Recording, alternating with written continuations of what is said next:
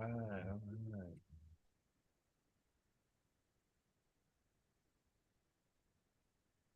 Hello, everyone, and welcome back to episode 169 of the Salvaggio and Cratty Sports Podcast. Feels like we haven't recorded in a month for some reason, but it's only been a week. Took a little break for Thanksgiving. On to the Christmas season and beyond. We go.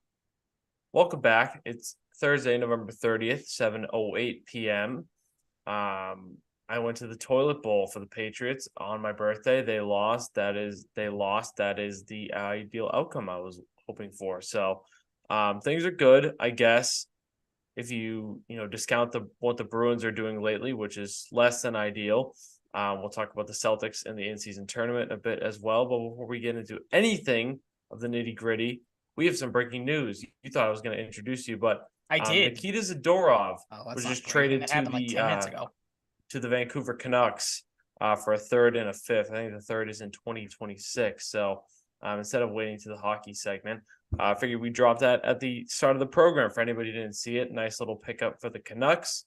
Big physical defenseman they could use. This is a team playing pretty good and trying to make the playoffs. So I like that. With Carson Soucy, a left shot defenseman they added in free agency, injured at the moment. So a good move for them. Good physical defenseman. Wanted out of Calgary. Got his wish. So that's that. Unless you have any thoughts on Nikita Zadorov or the Calgary Flames or Vancouver Canucks, Ryan, how are you? Oh, I can't believe I got surpassed by a Canucks and Flames trade. That makes me feel great starting the show off. We're off to a hot start here. I just wanted to keep you on your toes. I understand. You definitely threw me off. I was ready to go and everything, but yeah, like you said, it shows how much of a mush brain I have. I could have sworn we did a show last week, so that's where I'm at right now, thinking that with the break and everything, that's where I've been. But other than that, doing pretty well. As you said, a tough loss for the Patriots last week, but a loss that I think a lot of fans, including the two of us, are happy with because it means better draft position and maybe a shakeup coming with what's happened at the quarterback position we'll get into, and then with a certain Monday night game being flexed, the Patriots, that's where we are. We are at a new low with this team where the New England Patriots are getting flexed off of primetime games. Kind of a crazy thing to see, even with how bad the team has played. Yeah, it's a season of a lot of firsts. That's for sure. Yeah, I mean, 10-7, lose to the Giants. When me and my coworkers thought of this in August, we were both higher on our teams. Got some Giants fans, got some Pats fans, both somewhat expecting to make the playoffs, some more than others. And this is what we got all these months later. I was very sarcastically cheering for the Giants. Giants fans around me didn't like that. That's okay. Didn't end up with any bumps and bruises. So a little sarcastic cheering didn't lead to anything bad for me. Just having some fun, That's know. Good. But yeah, this is at this point in time leading into it what we should have expected, and it's what we got. Just a horrible, dreadful football game. Amongst the worst we've ever seen. Just nothing going. Pretty historically bad performance by Mac Jones. Mm-hmm. Bailey Zappi didn't make it much better. He's somehow worse than Mac Jones. There just wasn't a lot to like. Imagine if you're a football fan and this is the first game you watch. Like a new football fan, I should say. Can you imagine that? No. That thought literally just popped in my head. Turn it off and watch something else.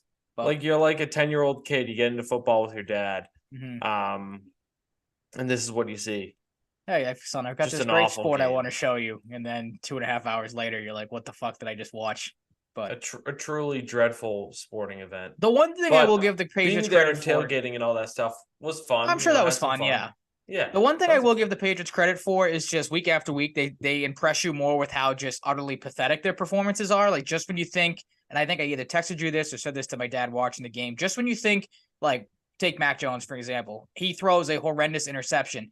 He can't go out there and do something worse than that. And he does it twice in this game, both interceptions worse than the last, week after week. You have him throwing into triple coverage. You have Bailey Zappi. All you have to do is don't do that. Throw a pick, but don't throw the exact same interception that the guy you replaced threw, and that's exactly what you do. So it's insane. Like I was not holding out hope because obviously, like we said, I'm with you. I want them to lose as much as possible to obviously try to secure a better draft spot. But the fact that they looked as pathetic as they did, I know that the Giants have looked a little better of late. DeVito has given them a spark. which now the Patriots are obviously hoping that Zappy can give them. Good luck with that.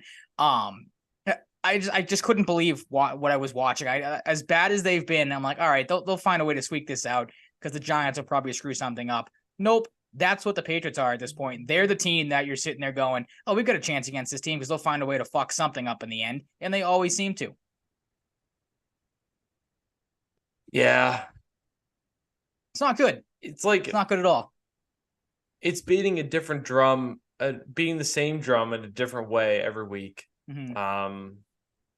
And I don't really have much more to add before we get into studs and duds. I will defer to you as always. All right. I have a mystery stud for mine, and I'm going to be kind of funny with this one. My number 3 stud from this game, because again, we're talking about draft position and we want to start losing games. So I don't think there's any bigger stud we could have in this than the guy that lost the game in the end for the Patriots. I have Chad Ryland as my number 3 stud. Thank you, Chad Ryland, for sucking at your job so much that the Patriots were able to, stay in a good draft spot. Stay Chad at 3. Rylander, as you have in the outline. You have I was very tired putting this together this week, working and everything. So not paying full attention, but I mean, he stinks. Like we've talked about it before, trading up to the 4th round to get a kicker who has just been absolute garbage for the most part this season. When you look across the league, it seems like every team, or not every team, but a lot of teams have these 27, 28-year-old undrafted guys that just kick ass and just are perfect. We're not going to get into, Nick Folk still being good in Tennessee. He's been automatic this year like he always has been. But Chad Ryland, again, thank you for stinking so bad that you were able to hand the Patriots a much-needed and much-deserved loss. So you are a stud for all the wrong reasons this week. Yeah, and you went with a more serious one. Yeah, I'm in the same boat with Ryland, and it makes me look forward to the post Bill Belichick GM at least era that I'm hoping we're getting, because his last 2 kicker draft picks have been a Nazi and a guy that just straight up sucks. I forgot about the neo-Nazi they drafted. Yeah, that's right. Nazi, neo-Nazi, potato. Yeah, I want to root for the guy because he's a rookie. There were some elements here with the weather. But I don't know. It was a makeable kick. That's really what it comes down to. He missed it. It's really that simple. But in this case, I have him as my number 3 dud. Early spoiler alert, because he missed that big field goal.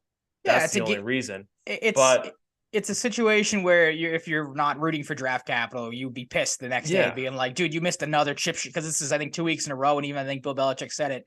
That he's missed basically 2 extra points at this point when it comes to these field goals. The one in this game, and I think the one in Germany was the other one he missed. That was pretty easy.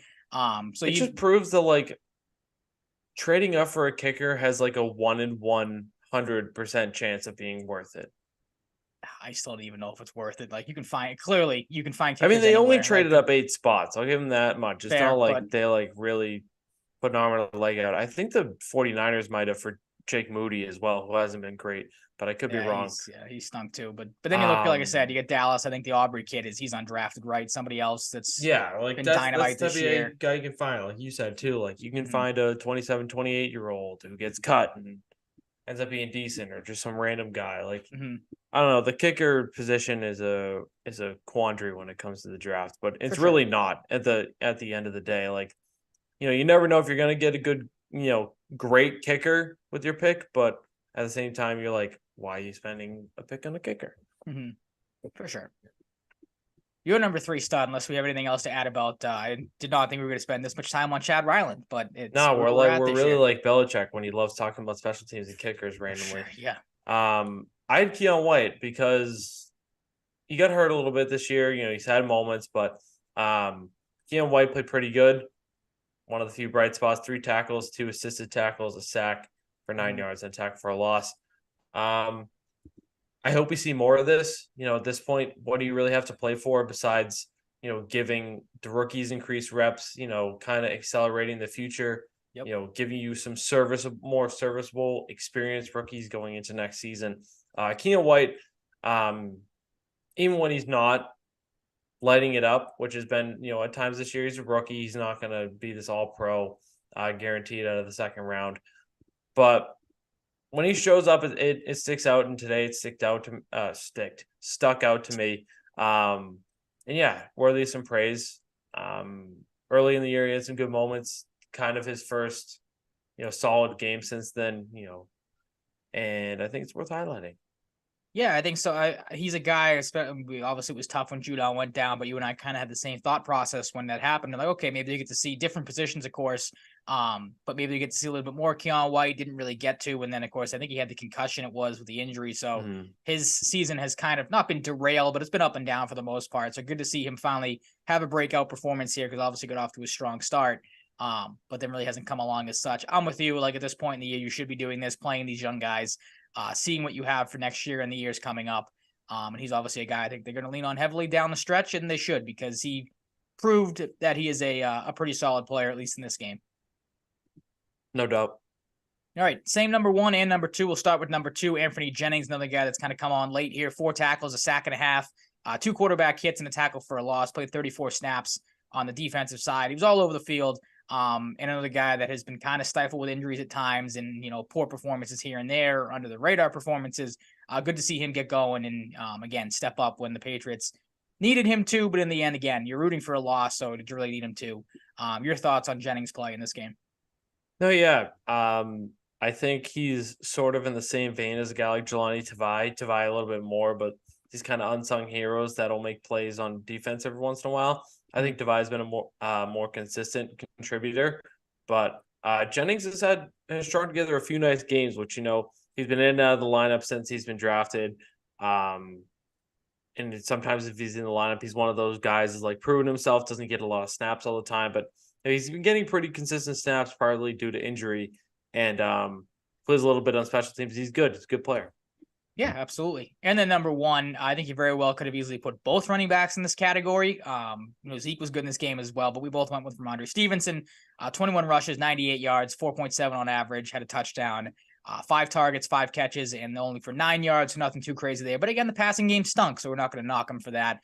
He looked maybe the best he has all season, was explosive. Had a couple of really nice runs where it really didn't look like anything was forming, kind of waited it out a little bit and then found a hole to squeak through. He looked like I was going to say not stereotypical. He looked like the old Ramondre Stevenson, running guys over, running through guys, running, around guys with some nice cuts here and there. So he was good to see. If there's a bright spot, or something you're rooting for as the season goes on, it's for him to stay healthy and continue to play well down the stretch and look like he did at the end of, or pretty much all of last season.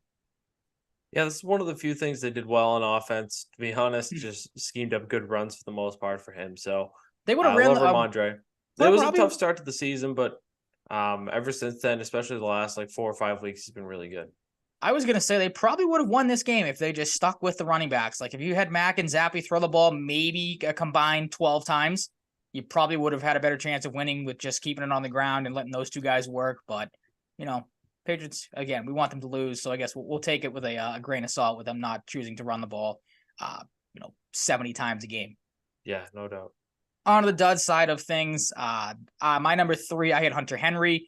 Hunter Henry, 46 snaps played in this game, 68%. The only 2 offensive skilled quote-unquote players that played more than him were Ramondre Stevenson with 53 and Devontae Parker with 51. Quick shout-out to Devontae Parker because he, I think, could have very easily found his way to the studs list, was pretty good in this game for the most part.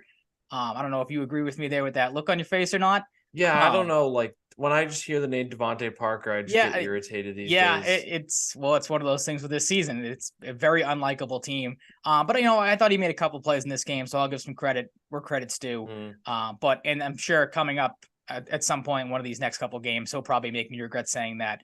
Back on Hunter Henry, had all those stats of the percentages played and the snaps played, and did nothing with them. 0 catches, 0 targets. I don't really even remember him being out there. I think he's kind of one of these guys that's just kind of fallen into obscurity and doesn't really do a whole lot. Yeah, thank God you gave him so much money, I know, right? But I don't know. And then too, he very easily could have put Mike Gesicki on there as well for running the wrong route and just not really looking like he knows what he's doing out there anymore. So let's talk about that big summer they had. Jonnu Smith traded for 245th overall pick. Hunter Henry not getting any targets in this week and having an underwhelming season. Matthew Judon injured for the season, and Kendrick Bourne injured for the season. Nice. That's where you're at. I don't want to knock Henry too much because I like him. I think he's one of the when he gets the football and when he's on like a competent quarterback, has a competent offensive coordinator, and coaching staff and know what they're doing. Like we've seen what he can do in the past. We've seen him have big games with the Patriots. So it stinks that I have to put him on the dud side of things. But when you play that many snaps and you do literally nothing out there, like what are we doing here? Yeah. Nothing really surprises me anymore with this team, to be It honest really with you. shouldn't. Like My number 3 dud was Chad Ryland, as we talked about. We already did the spiel on him, so I'll just jump into my number 2 dud. okay, And it's Tyquan Thornton. I waited a little bit for Tyquan Thornton. Maybe something changed in these last bust. few weeks, but he's a bust. He's just not good. Like, Nope. And the thing that sums it up, the tweet I sent you, is you had more production from N'Keal Harry in 2 years than you have Tyquan Thornton yeah, so far. Little different situations, of course. Harry did have Brady at times. yeah. I don't know Both if he have was dealt as with hurt as injuries. Thornton. Yeah. But that's He just just like glaring to see. he has no ability to get separation. He's had 1 or 2 costly drops since he's been healthy. His route running is He horrendous. just like that one route running clip in particular against the Commanders. He's just there. Like the ball snapped and he just moves a little bit and does nothing. Like for a second round pick, it's baffling how little impact he has. And it's not even just like impact, it's like you can textbook when he is not going to be open. Like you're never like, There's like no oh, football IQ with him. there's no like, oh, they can get Taekwondo open in this play. Like that's what we were hoping for. And we saw glimpses in his rookie year, like couple nice plays, like couple deep plays. He just he just doesn't get it. Like he doesn't get open. He doesn't do anything right. No, it's like you said, another bust. I've been a little, I think, out on him more, not as recently as you are, but I mean, it's just another whiff at the wide receiver position in the draft, another just complete whiff on Bill Belichick's part. Like all you heard about was this guy coming out of college, was how fast he was. I wonder if the Patriots just took that and were like, oh, we need speed. We don't care if he can run routes. He'll just run right by people. And then you get to the NFL and it's like, this guy looks like he's never played a game of football in his life when it comes to the route running and just, again, the ability to do the one thing you're paid to be doing and catch the football. But again, it's where you're at right now. This is how the roster was built. You have guys like this that don't know what they're doing. My number 2, back on the defensive side of the ball, J.C. Jackson. Cut him, please. He sucks. Coverage stats for the week: 3 catches allowed on 4 targets, 75 yards. Did have a pass breakup, which was a decent play. 6 tackles, played 92% of the defensive snaps. Evan Lazar on Twitter had him for 7 catches allowed for 107 yards. So, depending on who you ask how you want to, break down the defensive coverages and stuff like that, it's even worse. And then, had the 41-yard reception to Jalen Hyatt on 3rd and 16. That can't happen. I don't care who the receiver is. Shouldn't be, allowing a 41-yard bomb. I know Jalen Hyatt's got some ability, but again, ridiculous. And then at one point in the game was benched for Sean Wade. So that just goes to show you what the Patriots think of J.C. Jackson, how his play has been of late. We said it when, you had the Jack Jones stuff. Why is he still here? He's not helping you at all. Again, you mentioned earlier, not that the Patriots have a lot of young guys that can play at corner at this point, or that you maybe want to see what you have in the future. But a guy that I feel like if you want to bring somebody in here, you should be able to cut bait with Jackson easy. Maybe give a younger guy a chance to see, if you can get something there in the last couple games, because he's not the answer. We know that at this point. Yeah, it doesn't help when you don't have any good young guys to step in. True. Very, very true. One of my biggest takeaways, and I'm having you mention Jalen Hyatt, is the Giants clearly acknowledge that the Patriots are not good enough to have this very strict game plan for. And Jalen Hyatt hasn't played a lot this year. Hasn't got a ton of love. Mm-hmm. And he has did one or two of these catches that it seems like every 4 weeks. And then just disappears again. Let's see if this is a coincidence, Ryan. He has had 2 games over 75 yards all season. One came in week 2. One came against the Commanders in week 5. Commanders not very good. Fast forward to oh, he's playing the Patriots. Let's test out Jalen Hyatt a little bit. That's just where the team is at. It's the perfect time. Yeah, it's a get right game for a lot of people on their schedules at this point. no Jack Jones anymore, no Christian Gonzalez due to injury. And then that's just where the Patriots are at. Let's get to the moment everybody's been waiting for, Ryan. Yeah, I mean it's an obvious one. It's a two-way tie between the two idiot quarterbacks you have, Mac Jones and Bailey Zappi. In case you missed it, Mac Jones 12 for 21, 89 yards, two of the worst interceptions. And again, it's crazy to say that because I feel like we're saying that every week at this point, but he just continues to just become more and more astonishing when it comes to these picks. A sack and a quarterback rating of 27.8. Again, I think I saw the tweet on Sunday where if he stood back and just spiked the ball onto the ground 21 times, he would have had a better quarterback rating than actually coming out and playing. So that's how Mac Jones is at this point. And then Bailey Zappi started off half decent, but wasn't much better. 9 for 14, 54 yards allowed. He had another horrendous pick throwing into triple coverage, one sack, and a quarterback rating of 42. So very good job for the Patriots quarterbacks this game. As we know, they're going to be going with Zappi this week, it would appear, with poor Malik Cunningham having to serve as the backup. A guy that has only worked out at wide receiver, it seems like, this season. So again, great decision there by the Patriots. I'll get into it. Just my thoughts, because I'm going to try to jump in here with my biggest takeaway from the game too. The just complete tomfoolery at the quarterback position, I think, just goes to show how just lost this team is at this point, between not knowing who was going to play leading up to the game. Bill Belichick trying to do the old, like, oh, I'll wait and announce so we can maybe catch this team off guard. You had Will Grier thinking maybe he had a chance, and then he gets released waived a day before the game. I don't know if you saw it. I think it was Ramondre Stevenson and Ezekiel Elliott kind of gave it away that one of them answered they knew who was playing. The other one answered, nobody knew until the day of. So there was some confusion there. You had the reports come out the morning of that Mac Jones and Bailey Zappi were going to split things 50-50. Like, this is just where you're at with this team now. I feel like it's being run like a Pop Warner football team. And the fact that you're screwing with maybe the most important position in all of sports just shows how far you are from being a legitimate and serious football team at this point, which is a joke. Yeah, it gets stupider every week. It really does. Like, it's just mind blowing. We've been saying it since, again, I don't want to always bring it back to Tom Brady, but the fact that, like, you have effed up this position, a position that you were pretty good with for 20 plus years. And now after he leaves, it's just like, all right, we'll just say F it again to maybe the most important position in all of sports. Like, it's an absolute joke. And I think we're at this point where it's not too crazy to say that Bill Belichick might just be coaching out the rest of the season and kind of kicking his feet up at this point, because there just does not seem to be any sort of, correct decision-making or just any sort of, I don't know how I want to word it, like just smarts moving forward, I guess. Yeah, it's so pathetic. You know me, when they drafted Mac Jones, that was one of the few picks I got right in my first round mock draft. Wasn't thrilled about it.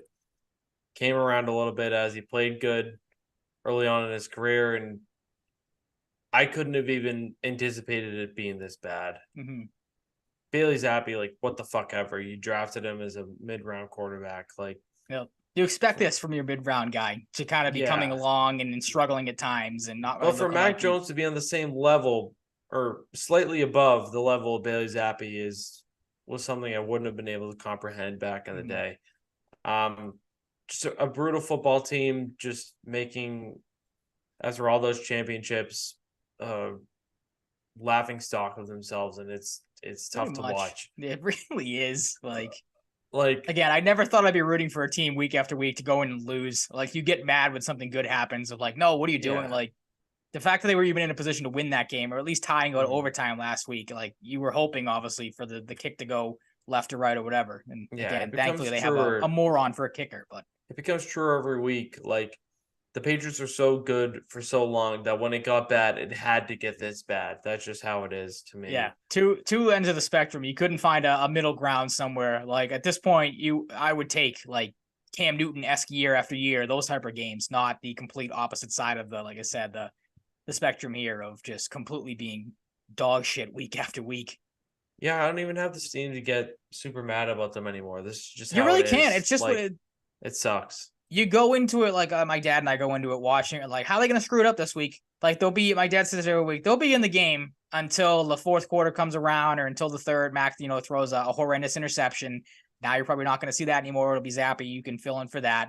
Yeah, it is what it is. Like, we've been saying it for a while. If you get mad watching this football team, like, You No, shouldn't, because this is what it is at this point. Go into it hoping they lose, or hoping they screw themselves in some way, shape, or form, and keep track of where their draft pick's going to be, because that's the only thing really you have going for you right now if you're a Patriots fan, which sucks, but it is what it is. Like, yeah, they're not going to win another game this season.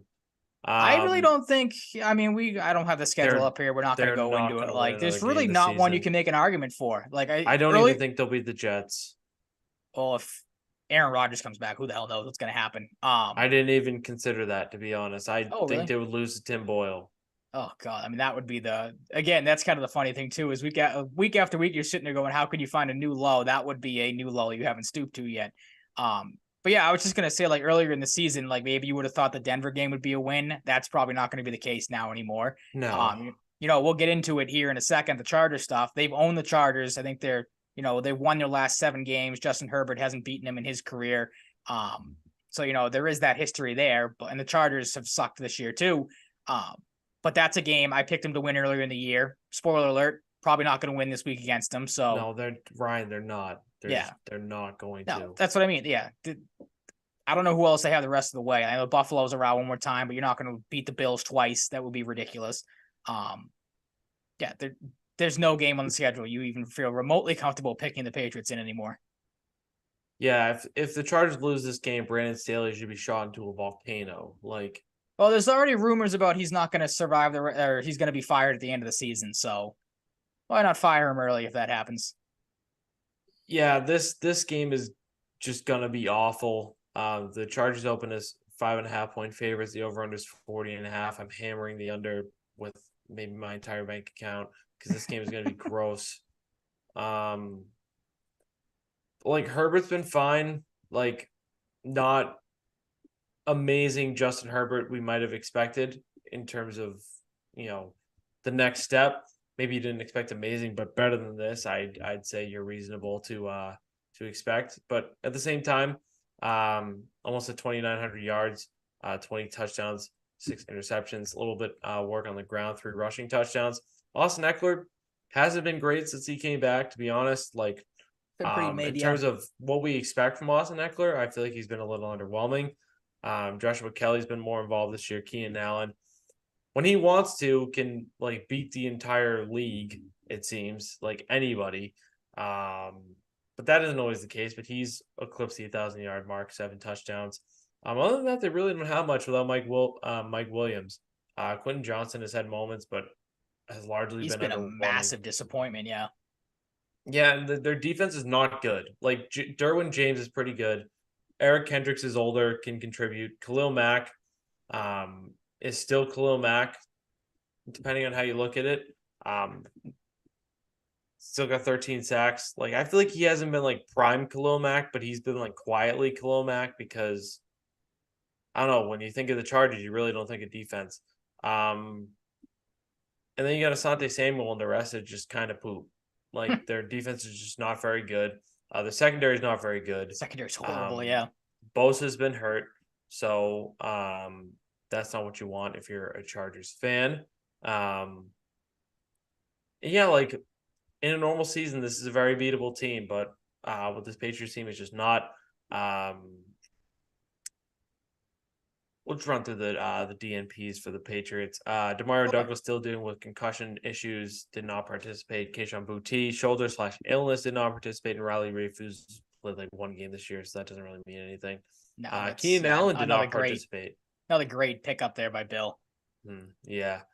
Got to get that 34-year-old. My favorite one too.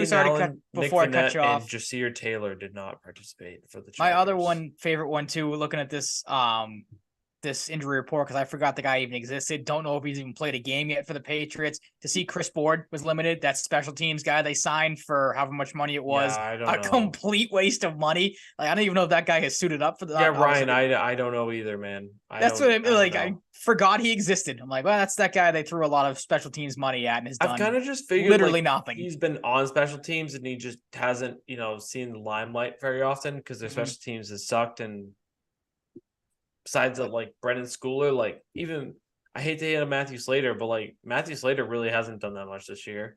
Like the special teams just hasn't been good. Like Mhm. I feel like Matthew Slater should have retired last year. No He disrespect, absolutely but should just, have. If you feel bad for him every time you see him out there, like that's part of it the too. guy's still That's trying, exactly obviously, what I was but gonna say. yeah. Like I want to harp on him a little bit, but he's a special teamer. He's done so much. Like I can't really ever get mad at Matthew Slater because I love the guy. But like, do you think he wishes he retired? I do. Like, 100%. Yep. what the fuck is this? She's He just 100% should gives have rode off with McCourty into the sunset and been done. every week. Like, He gives the same like answers, like we're better than we are Mhm. than our record shows, like stuff like that. It's him like Dietrich Wise does it a lot. David Andrews, I feel bad for him every time David I watch the Andrews, post poor game, and guy. he's the poor bastard they got to send up to the podium. Which I would be like, could we send anybody else? Could maybe the head coach go to the podium first instead of sending the poor center every week that gets his ass kicked week after week and has to answer for all these other idiots that are out there? Like Yeah, at him. this point, like what I'm looking forward to in this game is just if Demario Douglas can play, feed him like you have been feeding him. And I don't care how bad Taekwon Thornton is. Like, try and get something out of him. At this point, Mhm. you have nothing to fucking lose. Like, sure, he's played like dog shit, but like he's still a second round pick from 2022. Wasn't long ago. Let's see what you have in him. For the love of God, just lose this game and play Marte Mapu a lot. Play Anthony Jennings a lot. Like any young guy you can give him big reps. I'd like to Like see more of you have Booty. guys Like, you have guys like Lawrence Guy doing nothing every week. Like Mhm. give fucking Sam He Roberts a actually, shot. I Like think, I played well really this don't week care. and No, then I got don't think hurt. so. I don't So think so. now I remember hearing him a couple of times on the broadcast, but then like I said, okay, oh, maybe he's starting to finally do something. Then he got hurt, so it's like, all right, I guess not. Never mind. I didn't even Like, know that. yeah, yep. Just lose. Like Oh, they're going to. it's You don't just have to tell them to. Like they'll find, even if you don't want them to, they'll find a way to do it. Like the yeah, hope is I'm not going to get on a draft tangent, but like if they nail this draft and they have the money they do and they nail it, this team can be back in oh, the you can playoffs turn it next around year. quick. I feel like Yeah. absolutely, but you have to something they So haven't done in a while for is that now, nail the offseason. put yourself in the best position to do that because, like, sure, it's been partially Mac, but like they've sort of been tanking, like not full tanking, but like we're getting Zappy in the mix. We got Zappy in the mix in a game-winning drive. If you're not telling me that's partially like, fuck it, like see what happens. This this is so mind-boggling to my brain, and not that they're bad. It just comes back to the fact that it's gone this bad. Mm-hmm. I'm going with Chargers 20, Patriots 6 this week. I have a little bit more faith in the Patriots, but not a lot. I think for like a quarter, they'll get a little bit of a spark that, hey, we got a new quarterback in there, so let's play for him. So if they do decide to go with Zappy, because I very well feel like the Patriots could, because again, they haven't named a quarterback yet. Bill Belichick being the mastermind that he is, Yeah, gonna fake out the Chargers. When you're 2-9. Could very well see them doing all this crap of having Zappy and Cunningham practice this week, and then it just very well be Mac again at quarterback, which again might be the best case scenario because he's gonna throw the game away for you at this point. And that stink. I hate to say that because I was trying to hold out as much hope as I could, but I don't think he's done in the NFL. I think he should get a chance somewhere else because he's just so far broken here.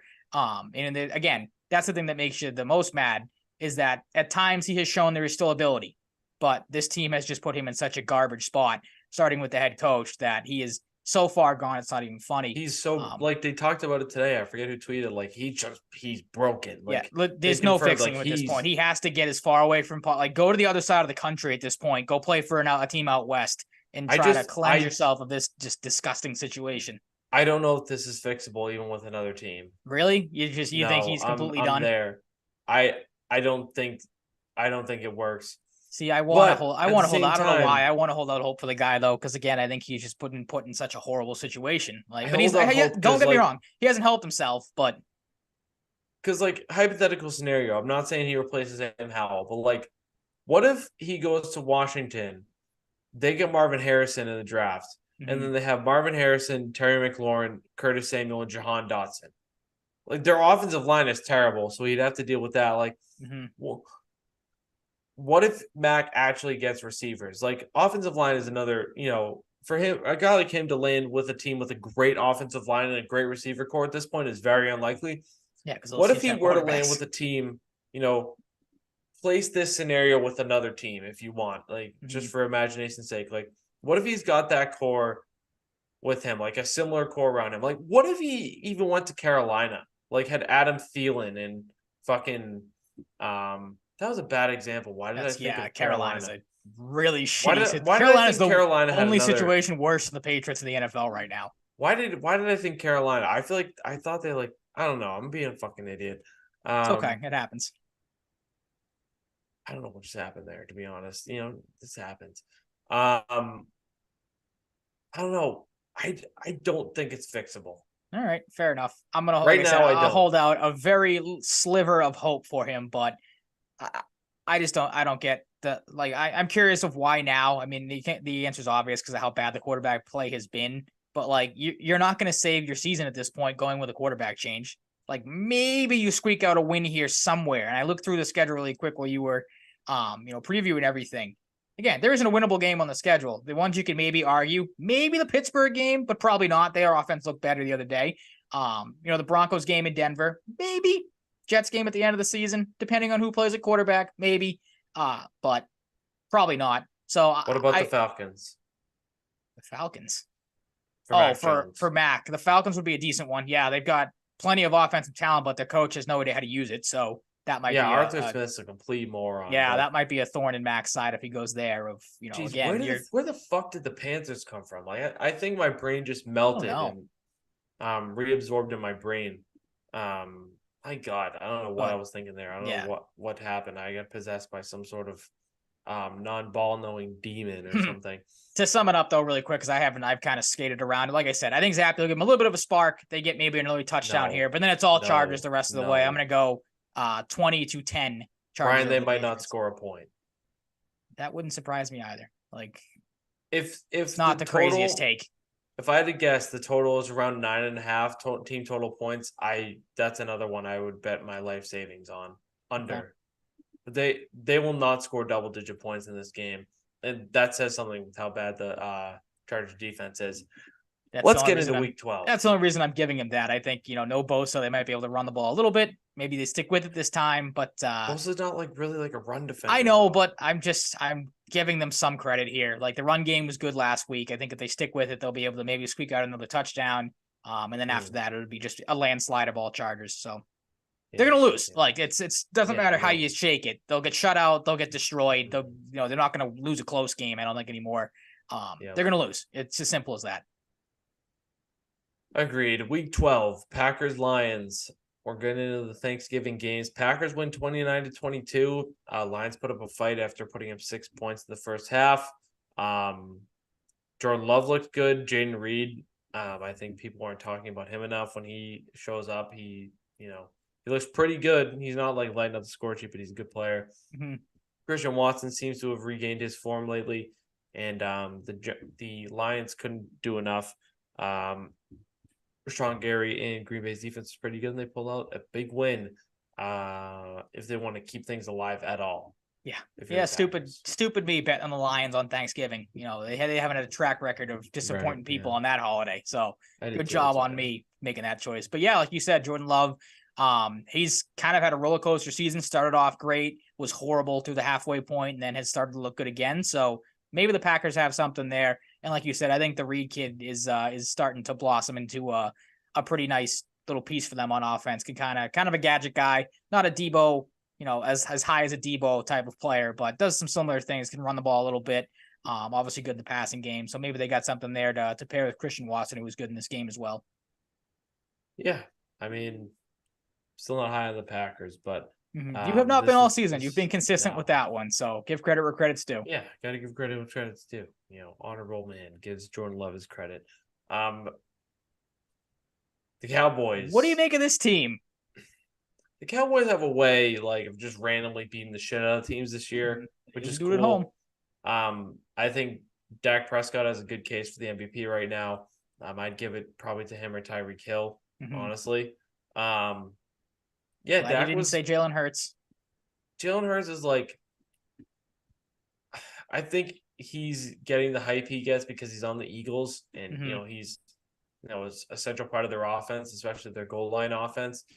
But Dak Prescott, has been very, like, not loudly enough good. Like, He's been putting up 300 plus 4 touchdown games, I feel like, every other week at this point, or pretty close to it. Like, it's very bizarre, like, especially because he's on the Cowboys. You think he'd get more attention. A well-balanced attack. Tony Pollard got in the end zone. Feels like he hasn't done that much this year.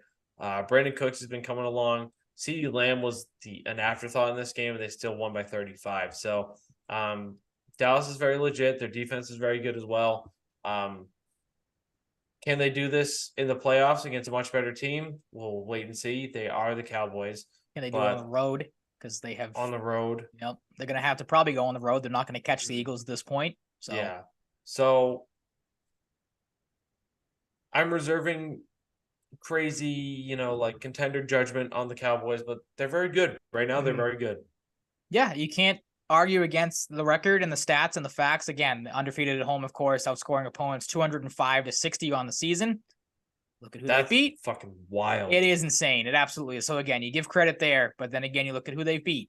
Giants, Jets, Patriots, Chargers, Rams, Giants again, Panthers and Commanders. Their losses did come to the Cardinals, but also the 49ers and the Eagles. So there is a little bit of a balancing out the act there with the Cowboys. I'm going to reserve judgment too. I know it's kind of late in the season to be giving that take, but they're the Cowboys, as you said. They tend to have these type of performances and then fall off towards the end of the season. Haven't really shown any signs of that yet. And then I think I don't know if you mentioned it, but give credit to Bland for breaking the all-time record for pick sixes. Cool moment to do it on Thanksgiving for him as well, which was cool to see. Hey, he's a Sacramento State guy, like Marte Mapu. Maybe he's the next Sacramento State great. That'd be nice. Yeah, the DeRon Bland thing is one of the more preposterous things I've ever seen in sports. Like a 5th-round pick doing this is unheard of. Yeah, backup filling in for an injured, your actual star corner or top corner. Like, I want to know what scouts thought of this guy going into the draft because that'd be fascinating. 49ers 31, the Seahawks 13. The 49ers took care of business. The Seahawks were a little banged up. The defense showed up. Christian McCaffrey showed up. Debo, mainly in the running game, showed up. And this is kind of what you expect from the Seahawks, or the 49ers, rather. Pretty much, yeah. I mean, if they're fully healthy, they're going to do a lot. They're going to do this teams, I feel like, most of the time. I get it was my kind of takeaway from this game. I get it was a division game. I get it was a primetime matchup. But, all the talk leading up to it was Geno Smith and his elbow. Not being 100%, with questions if he would play in this game. Watching this game did not look good or comfortable out there. And again, I get what the game meant from a division standpoint, trying to get a win on the 49ers.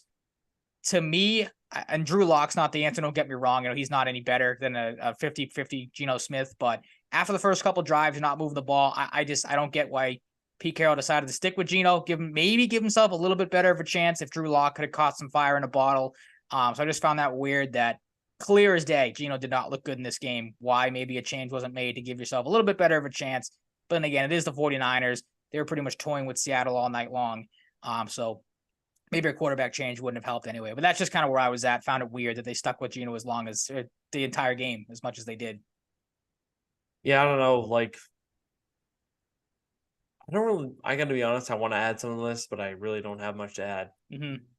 To that point, it was at that point in the day we were the same type of shit. Pretty much, and then again, the night game for Thanksgiving Day, maybe a little bit of a blur to some people, depending on what you did during the day. So, yeah, right. Dolphins 34, Jets 13. This is what we have come to expect. Yep. Dolphins, another team beat up on bad teams. What that leads to in the playoffs, we'll see. Mostert went off, Hill went off, Waddle went off, the usual cast. They had 7 sacks on defense, 12 QB hits. And as you have noted in the outline here, the biggest mystery outside of maybe why Zach Wilson was drafted number 2 overall is that Tim Boyle is in the NFL. They're ironically on the same team. What did Trevor Siemian do to not be the starter? Or just anybody? You want to talk about a team that's tanking. Or maybe not, because they're going to play Aaron Rodgers if he comes back at some point, which I think is even more stupid. Tim Boyle is Nathan Peterman level. Yeah, that's not too crazy to say. I don't think. When I first saw the worst quarterback ever. Like Maybe. this isn't new. When he's filled in for the Lions in the past, he's always been this bad, and he had a horrible college career. He must have dirt on Roger Goodell. Like that's what I'm convinced He of. has to. Yeah, I mean, when I first saw that stat about the college stats, I thought it was like a typo or had to look again. I'm like, that said 11 to 13, right? He has to have somewhere close to be in the NFL. Nope. For the people that don't know, like me, who don't follow college football, college stats: 1 touchdown, 13 picks, and then the NFL stats: 4 touchdowns, 11 picks. So I don't get how this guy has a job in the NFL. Like you said, maybe he has dirt on Roger Goodell. I think it's probably more so the fact that the Jets are maybe dirt poor, having to give that contract to Aaron Rodgers, and this is the as bottom of the barrel you could scrape as possible, bringing this guy in as a backup quarterback. But then, like you said, they brought in Simeon, so maybe they could go with him. But apparently, they're going to go with Boyle again this week. And good luck to Jets fans having to sit through that again. Like it's bad with the Patriots, as we know, but it could be worse. You could have Tim Boyle as your starting quarterback, and there is just, I don't think, any room for improvement or a skill set there. His life is just the Paul Rudd Hot Ones meme. Like, look at us. Look at us. Yep. It's just him. Like, who'd have thought? What the fuck? Falcons 24, Saints 15. Bijan Robinson, crazy what happens when you use the guy. Right. I didn't catch any of this game, so I don't really have a lot to add. I didn't really either. I saw coming home, I can't remember what I was doing on Sunday, but saw the Jesse Bates pick 6, just a horrendous throw from Derek Carr. Like the Saints aren't going to win anything as long as he's the quarterback there. Like they're going to be mediocre. The thing that sucked was Chris Olave, finally looking like a top wide receiver, 7 catches, 9 targets, 114 yards, and then has to lead the game with a concussion. So that was the big takeaway there. And then Blake Grupe, kicker who can figure some things out. I don't know if he was drafted or undrafted or not, but 5 for 6. Undrafted. Was he? Oh, there you go. Kicker that goes undrafted, 5 for 6, scored all of the Saints points in this game. Free agent. Great. Yeah, awesome. He put up all the points for the Saints in this game. You wouldn't want to pick a guy like that and find a guy off the street like that. But the big takeaway, like you said, too, was Bijan Robinson finally looking like the top pick or one of the top picks that he was. Like you said, crazy what happens when you use a guy with that much talent. Yeah, I agree. Steelers 16, Bengals 10. A lot of these games are kind of a blur based off what I saw after the fact because I was at the Pats game, so I don't really have a ton to add here. This game was just gross, and the Bengals really only lost because Joe Burrow is no longer playing this season.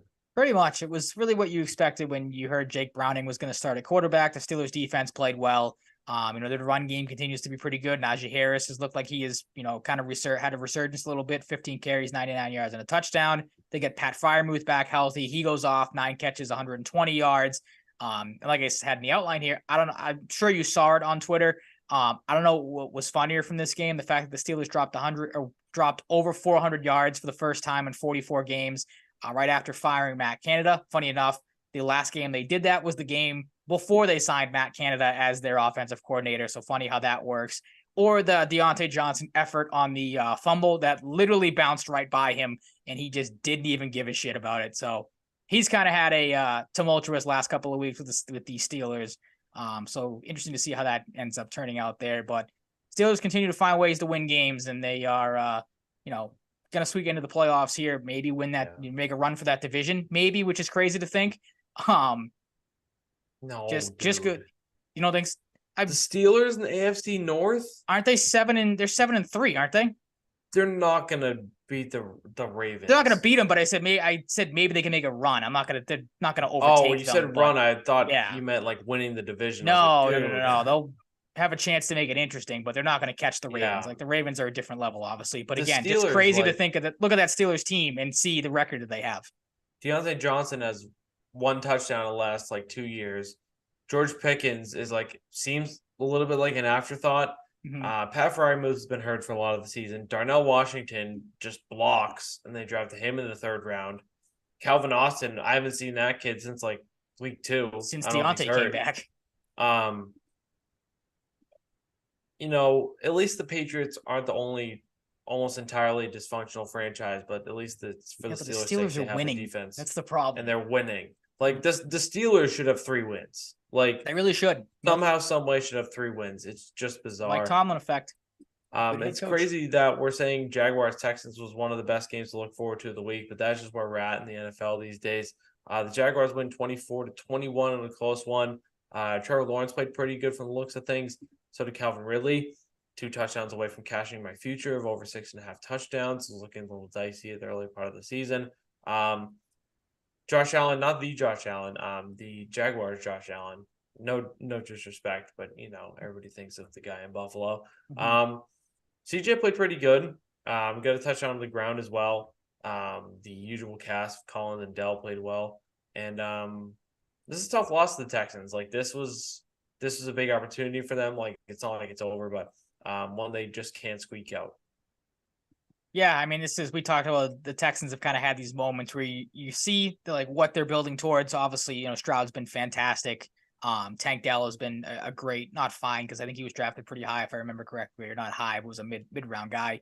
But the fact that he's come on as quickly as he has and built that rapport with Stroud's been crazy. But then they have these moments like this where they kind of fall short in the end, just can't squeak it out. So the Texans, they're a middling team, but they're on obviously the better side of things than I feel like some other middling teams in the league. The funniest thing from this game too, I don't know if you have been following our friend and friend of the program, Adam Gaudet, on Twitter, but he is, after this game, has seemingly wanted to fight like every Jaguar or every Texans fan rather, because he's a Jaguars fan. So that's been kind of funny to follow him just going on a tear of ripping into upset Texans fans from this game. Yeah, Adam has a way of sending very funny, like aggressive tweets, which I appreciate about him. Absolutely. Whatever the subject might be, whether it's really the Red Sox or the Jaguars, I feel like there's really no in between. Nope. Shout out to Adam. Colts 27, Bucks 20. Another one.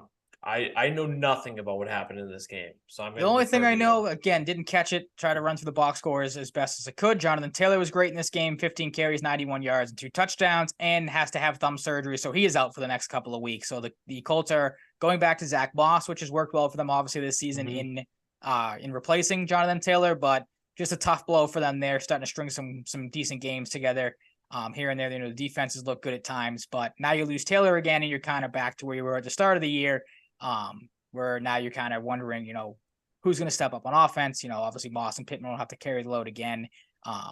Big days from Rachaad White. He had 15 carries, 100 yards, continues to play really, really well these last couple of weeks. Mike Evans had 2 touchdowns. Those, of course, go to waste in the Buccaneers loss. Yes, I'll take your word for it, as I will here. I wouldn't lie to you about these games. I don't have any. No, yeah, I know you. Yes, there's no need to. Titans 17, Panthers 10. Nothing on this game either. Deferring to me. I was walking around New Jersey. I'm going off a box score, and I'm going off of highlights and storylines I've seen. I'll take it from here then. Derrick Henry, he was good in this game. He takes his crown back for at least a week, because at this point, you don't know what Derrick Henry you're going to get week to week. 18 carries, 76 yards, and 2 touchdowns. Danico Autry on the defense was very good. 2 sacks, 3 tackles for losses, and 2 quarterback hits. It was the typical Titans game from what I was able to see of this game. Some Derrick Henry carried for most of the game, no pun intended. Their defense, I was able to suffocate a Panthers team that is just dreadful. And then after the game, of course, everybody's out. Frank Reich gets fired. Josh McCown gets fired as the quarterback coach. Deuce Staley is the running backs coach. He gets fired. Frank Reich, of course, becomes the first coach in the Super Bowl era to be fired in season in back-to-back years, which is kind of crazy. Just real quick on that, because I've seen some people kind of give their thoughts on Frank Reich. I don't know if you feel the same way, but kind of dealt a shitty situation. Like, I don't think it's his fault that, you completely botched the first overall pick.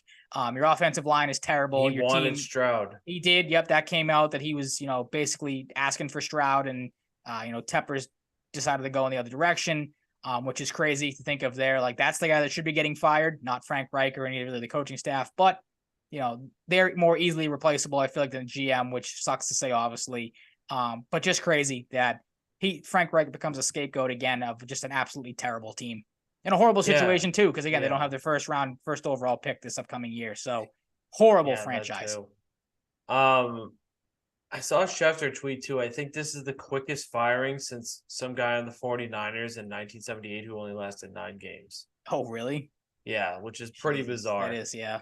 How many games did what's his name in Jacksonville last a couple? I feel like that had to have been up there. Why can't I think of his name? Urban Meyer? Yeah, Urban Meyer. He had to have been I don't pretty know. close to. I'll have to look that up later at some point. Maybe I'll Yeah, do that he when you do the wanted Bruin to stuff. I'm put his curious now. hand in a girl's ass instead. So Yeah, you and know, kicked a kicker or punter, whoever yeah, that was. kicked Josh Lambo and put his hand in a girl's butt at a bar. So Nice, great guy. nice, yeah, Mhm. sick dude. Rams 37, Cardinals 14. Early on, it was a little close, and I was like, oh, maybe the Cardinals. And then everything went south. Really did. Everything went south. Yeah, It was bad. it was From not. Yeah, I didn't not see good. I didn't see like tons outside of the first half. I saw Mhm. a decent chunk of the first half. Oh my goodness. Yeah. Um, Well, the crazy thing was oof. Cooper Kupp and Puka Nacua again were pretty much non-existent in this game. It was literally all Kyron Williams and Tyler Higbee. Higbee had 2 early touchdowns, I think, on like 2 or 3 catches, and then Kyron Williams had no rust coming off of his injury. 16 Yeah, carries, it's 143 yards, crazy. 6 for 6, 61 yards in the passing game, and 2 touchdowns as well. So he was excellent and picked up right where he left off. Yeah, throwing 4 touchdown passes and having none of them go to Kupp or Nakua is like playing It's the NFL on insane. expert. Like, come on, that's Yeah. crazy. Like, Yep. might be the first two touchdown game of Tyler Higbee's career. Same with Kyron Williams. Maybe. Just shows how bizarre the Rams have been a little bit this year. Mhm. I see the Seahawks are wearing their alternates, which is just further lends to the fact that I think they're going to lose because I think these alternates suck. Oh, really? Yeah, we had a score gummy. Broncos and Browns 29-12. Um, Broncos the legit Broncos are question mark? like good, I guess.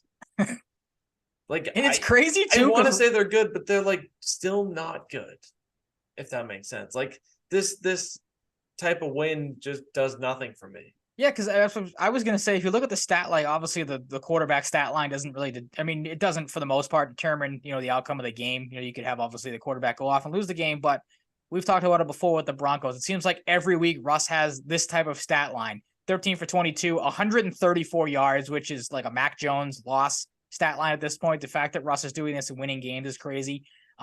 1 touchdown through the air, 1 touchdown on the ground. He's starting to run the ball more and looking a little bit like Russellville, which has helped things obviously move that offense along. 11 rushes, 34 yards, but he's been safe. He's been effective and efficient. So that's been, what's gotten the Broncos some of these wins.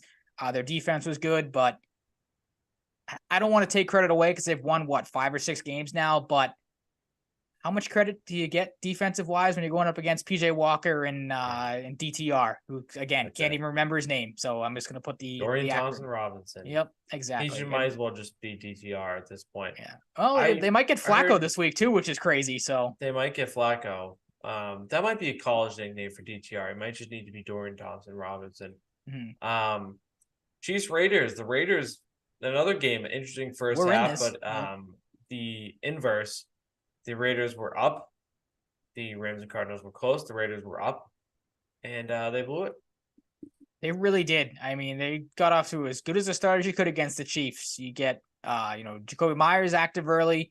You had Josh Jacobs have, I think it was 67 yards was his rushing touchdown, looking good early, and then it was just an onslaught of Chiefs all the time. For the rest of the game, it was just typical Chiefs, and that's what kind of scares you coming out of this game. Is it was really the first time the Chiefs have looked as dominant as they have in the past. So, maybe this is a spark plug game for them, to get things going because Pacheco was good again, 2 touchdowns. Rashee Rice has maybe blossomed as Patrick Mahomes' number 1 option, not named Travis Kelce, which is kind of scary because I think that was maybe the Chiefs' Achilles heel right there is, if you could shut down Mahomes, limit Kelce, might have a good chance of staying in games against the Chiefs. But now that they actually have some production from their wide receiver or from a wide receiver, Chiefs are looking pretty dangerous again. Yeah, I'm still not like super sold on Chiefs being this no doubter team, but this is a good stepping stone. Face a little bit of adversity. It's been a weird stretch for them. They faced a first half deficit. They won 4 straight games without scoring in the second half. That was crazy. So these are like the Chiefs are the Chiefs, but these are an important next few games for them to figure things out because if they're playing this like risky football, this like unsure of themselves kind of football, they might lose in the first round. Like what's the big thing to see not if they the brand can of football you want going to the playoffs. No, and that's the thing to see if they can if they have to go on the road, maybe if I don't know if the first time ever in the Mahomes, Andy Reid, that type of era stuff, but that's kind of been the thing with the Chiefs. If you want to maybe knock them a little bit, is I don't want to say had the easy road, but their playoff games are always at home. They tend to be. Mahomes has never had to go on the road, I don't think, to go to the Super Bowl. So Chiefs, they got to get that first round bye if they want to. I feel like continue to have their dominant stretch, or maybe get tested for the first time again in this era. And Heinen looks like just scored. Yes, sir. That's nice. Beautiful. Ryan, it wasn't a shitty game when I saw it because I was absolutely fucking gassed sitting in the hotel room after the game was the Bills and the Eagles. This game was phenomenal. Great game. One of the best games of the season. Yeah, I was just going to say that. Maybe the best. Yeah, like seriously awesome. I'm glad this is, one of the few games I got to watch, in depth, comfortably in my hotel room, if I might add. If I already did as well, it was just, cherry on top of, a long day of walking and drinking and having fun. Watching at the terrible game. Football. Yeah, watching terrible football, if you consider that fun. But my God, we saw a little bit of glimpse of old Josh Allen. Wasn't perfect, but we saw some moments there. Jalen Hurts doesn't tear it up through the air, but manages 3 passing touchdowns and only a pick. Both quarterbacks scored 2 rushing touchdowns. Don't see that too often. Mm-hmm. This was a slobber knocker, and A.J. Brown didn't really do much. It was on Devontae Smith and Gabe Davis. It was really the same way on each side. The number 2 receivers stepped up, and I think at the end, it's kind of crazy and, symbolizes how weird the Bill seasons has been, is that late in overtime, Jason Kelce, who never takes penalties, takes 2 false starts penalties. Yeah, that was bizarre to see on the same drive. And I'm like, oh my God, the Eagles are going to blow this. This is a huge loss. Mm-hmm. And conversely, a huge win for the Bills if they pull this off. What a story it would have been if they tied. I thought it was heading in that direction for a second. I'm like, and crazy. I said it to my dad watching it, and I'm like, you can have a game with the Panthers and the Commanders. Those are games that should tie. Those 2 teams, or maybe not the Commanders this year, but you know what I mean. Those 2 teams stink for the most part. A game like this, that as bad as Jalen Hurts looked in the first half, he was horrible in the first half. And then as well as he played in the second half and overtime, especially, Josh Allen has moments here and there. He was great on the ground, as you said. Those 2 guys dueling each other back and forth. That's a game that you should have a winner in, not a tie. So I was worried about that. But to me, it's a game that just, again, shows what the Bills are. They fold. They can't figure it out late in games. Have these moments where they're right in it and always find a way to mess it up. Obviously being the huge miscue between Allen and Gabe Davis in the end zone, which would have won the game before obviously the Eagles even got the ball. They have to kick a field goal. And then kind of in that moment, you're like, all right, this is where it ends for the Bills. They find a way to lose these games. And they did, but a great play call and design for Hurts on the quarterback run or draw to end it there. So this is what the Bills are to me. They are get to as close as you possibly can to pulling something out and then just crapping all over yourself. Yeah, barring things changing offensively as the season goes along with firing the OC a couple weeks ago. If I'm running the Bills, it's going to take a lot to not fire Sean McDermott. They said they weren't going. I don't know if that tweet I saw today was true or not. I can't remember who the source was. It might have been good old Dov Kleeman, so take that with a grain of salt. But I could have sworn. Yeah. I thought I saw that they said they're not going to fire him at the end of the year, which is crazy to me. His seat should be one of the hotter ones. I feel like, especially if the Bills continue to lose and miss the playoffs, because this is obviously a team that was, I feel like, a decent amount of people Super Bowl pick, or at least to get to the Super Bowl. Again, they just continue to find ways to lose games in kind of crazy ways. Yeah, there's something very dysfunctional, and it's translated. I'm not saying this is because of McDermott. We've seen freakouts from Stephon Diggs. Mm-hmm. He's one more loss. My dad said this watching the game too. Diva. He's one more loss away like this from just losing it on the side, or at the media. He's a diva. He's a full, and I'm not saying this is a bad way. I love diva receivers. I think this is the best position to have divas at, because diva receivers, seeing them freak out just feels different. And, it makes you laugh sometimes. And it just, it feels like it brings a reality show aspect to the league, which I like.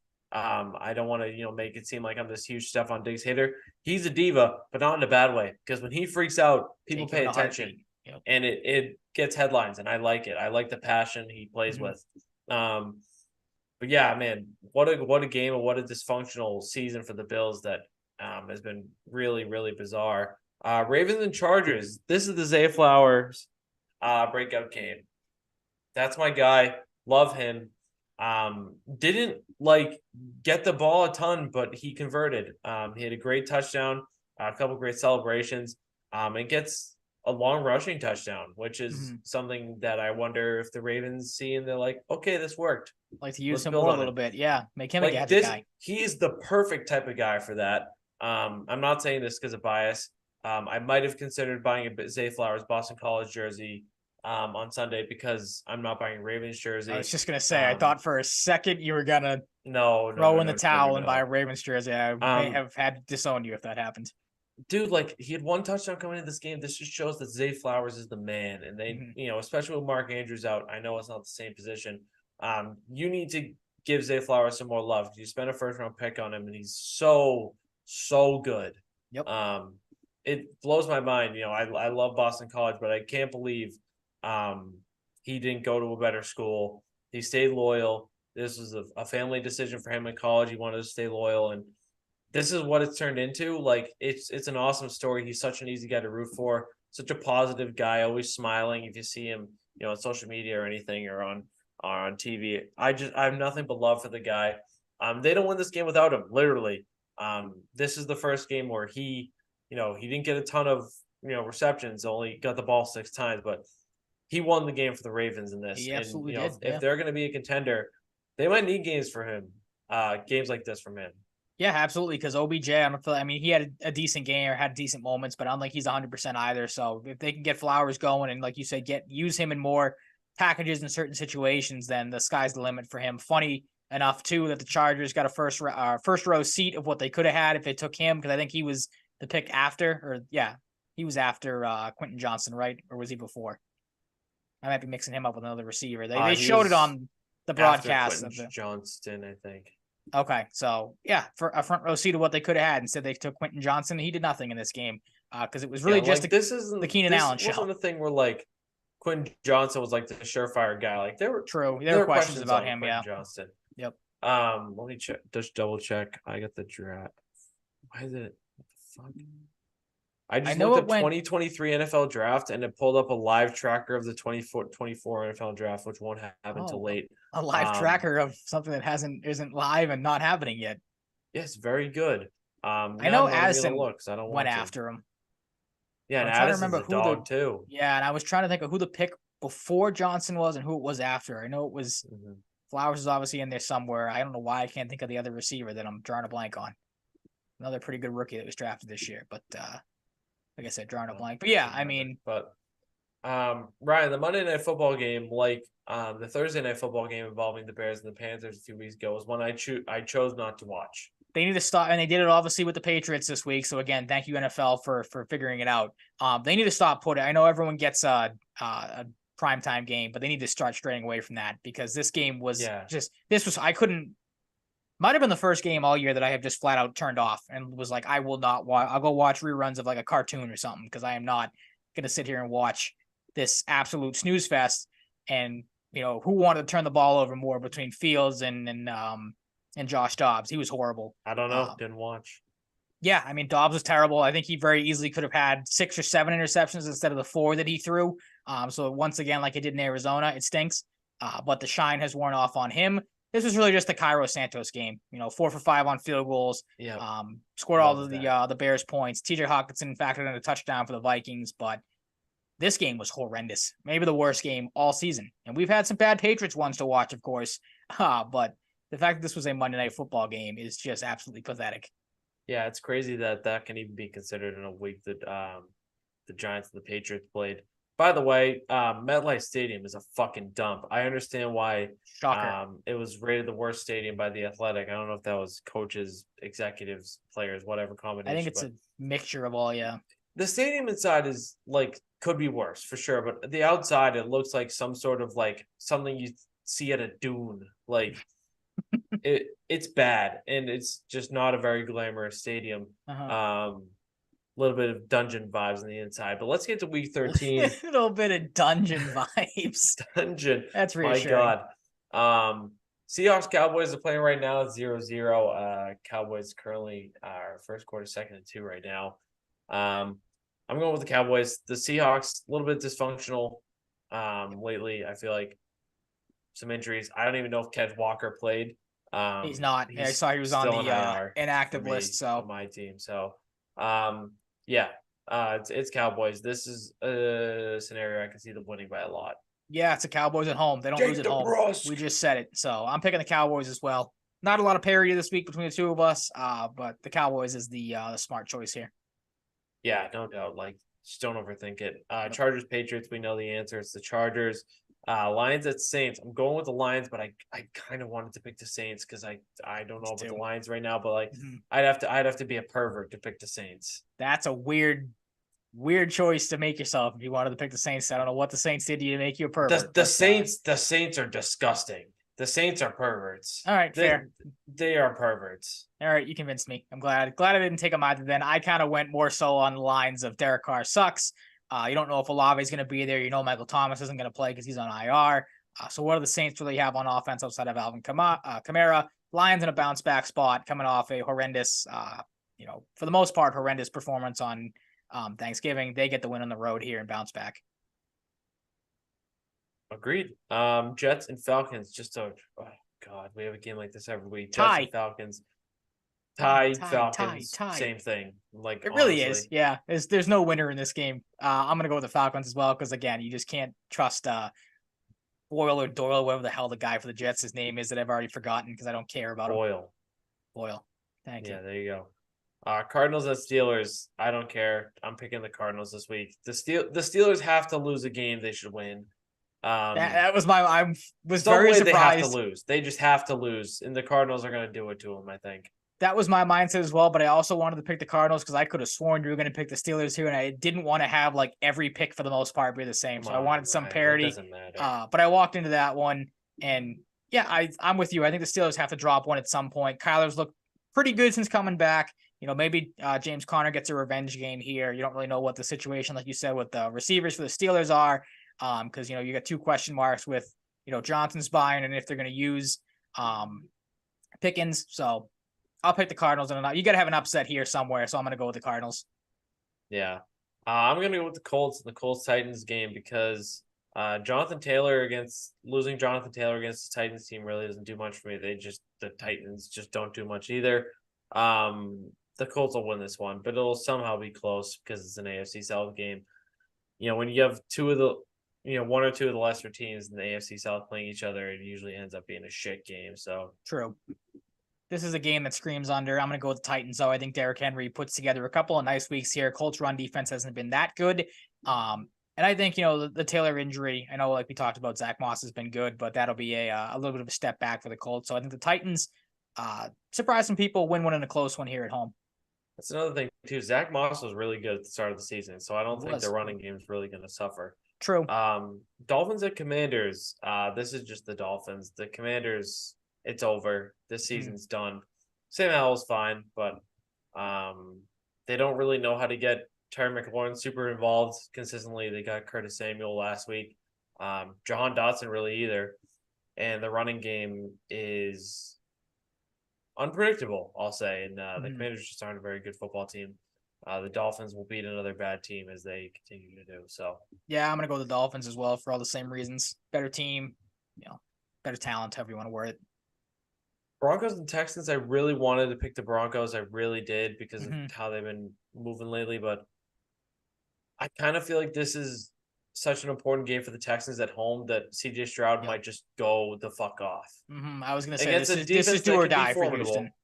But yeah, like this is a huge game. Especially because it's at home. So I'm going with the Texans, and I like the Texans too. So that lends credence to my pick. So Panthers and Bucks. I'm shocked by this pick. You don't seem very confident in yourself either in this pick. Coaching change. Yeah, that's why. As soon as I saw that, I'm like, he's gonna bite on the coaching change. The Bucks suck. Yeah, they're not very good. but they're not as bad as the Panthers. I don't give a crap about a The coaching Panthers change. are going to win this game. I think I'm going to pull out of your bag of tricks when you wanted to declare Trevor Lawrence a bust, like 10 the games Panthers are in. going to win this game. I'm going to say Bryce Young is a bust. I think the Buccaneers find a way to win this game. The run defense is terrible for the Panthers. Rashard White could have a field day. I'm going to take the Buccaneers. I don't give a, like I said, don't give a rat's ass about your coaching change. That organization is a dumpster Panthers. fire. I have to go Panthers. Fair enough. I can't shake it. It's a gut feeling Panthers thing. I don't know. It's not even just the coaching change. I just feel like the Panthers are going to win. Like, that's really it. I don't know. The Bucks are not a worthy team of 4 wins either to me. I think they suck. Fair enough. Did Jeremy Swayman just let up a goal, or is he just clearing his crease? Okay. My game's been frozen because Comcast sucks. Good. I've been stuck on the DeBrusque goal for the last 10 minutes. Nice. He's just celebrating on my screen still. Nice. There you go. Great. Awesome. Browns and Rams. I picked the Rams. This game is going to suck. But Matthew Stafford put up 4 touchdowns. Browns defense is a little different than the Cardinals defense, but I think the Rams just find a way to win this game.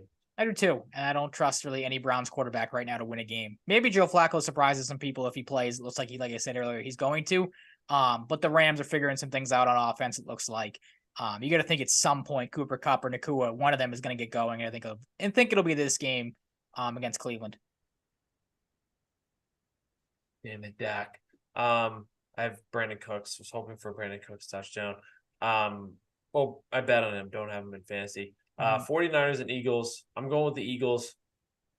I was so back and forth on this, but I have the Philly advantage. You know, they do. Part of the pause here is how here is how close the Bills kept it, but I think that's going to be a motivating factor. I wonder how Brock Purdy deals with the front 7 of the Eagles, and I think the Eagles win this one close. Okay. Oh, my TV turned back on.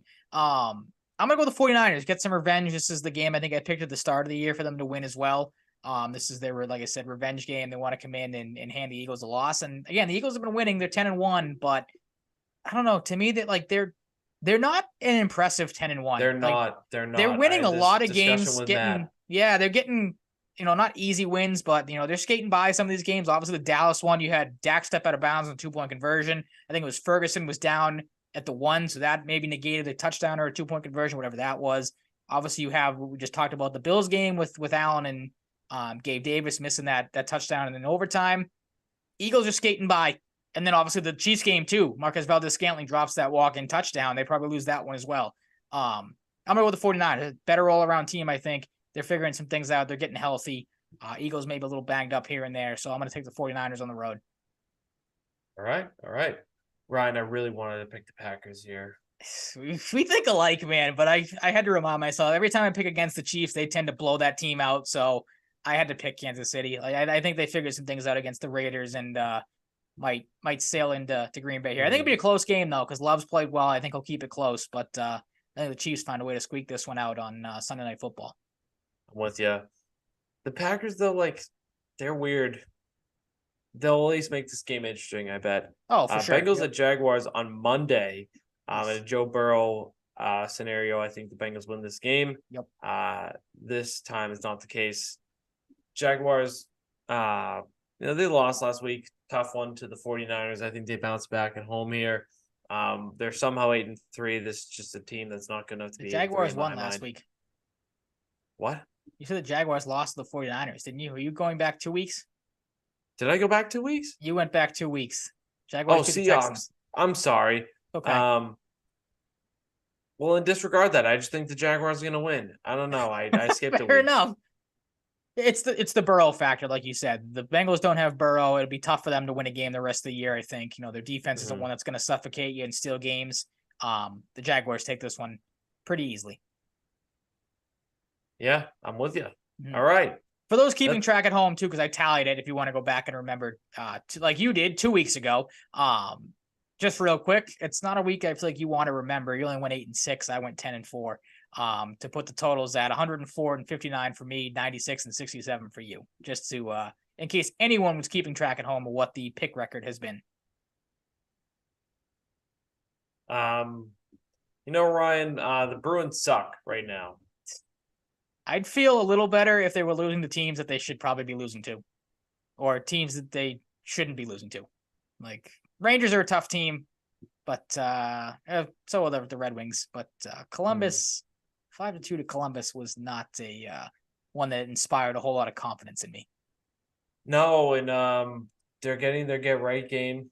Luckily, against the Sharks right now up 2-0. But just a pretty shit week. I'm glad I didn't watch the Detroit game because I was on the road on the way to New Jersey. Swayman made 23 saves, 27 shots. They were outshot by one by the Red Wings, 28-27. What I gathered is a crappy game derailed by penalties. Saw a horrible turnover by Patra. He was benched the game before. I appreciated that he wasn't benched this time because I don't think benching really does a lot in a lot of scenarios. I think learn on the fly.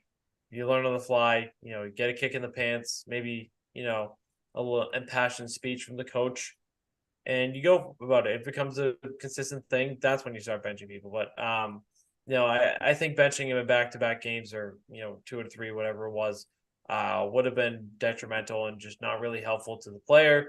He has an assist tonight on the Heinen goal. Glad he wasn't benched. Heinen kind of lost track of Robbie Fabry on a big goal for the Red Wings, but made up for it with a goal. Dylan Larkin shortly after spoiled that on a power play.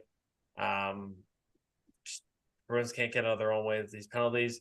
Derek Forbort was lost on that play. It's not a good game, but I can't really get into super specifics without watching it live, and I didn't. So, yeah, if you have anything to add, go ahead. Not much because I didn't really catch a whole lot of this game either, to be honest. But on the Patra stuff too, like you said, and just to add to that, like you bench him in 2 out of 3 games, it's just a huge confidence killer at that point. Because then you're sitting there, if you're him, going, shit, if I come out in this game and turn a puck over once, or do something wrong here or there, like I'm probably gonna get benched again. Like it's been 2 out of 3 games. Who's to say it won't be a third game if I end up screwing up here? So, yeah. But yeah, I'm on the same road you are. Like, let the kid play. Like, he's gonna have his growing pains. He's 19 years old.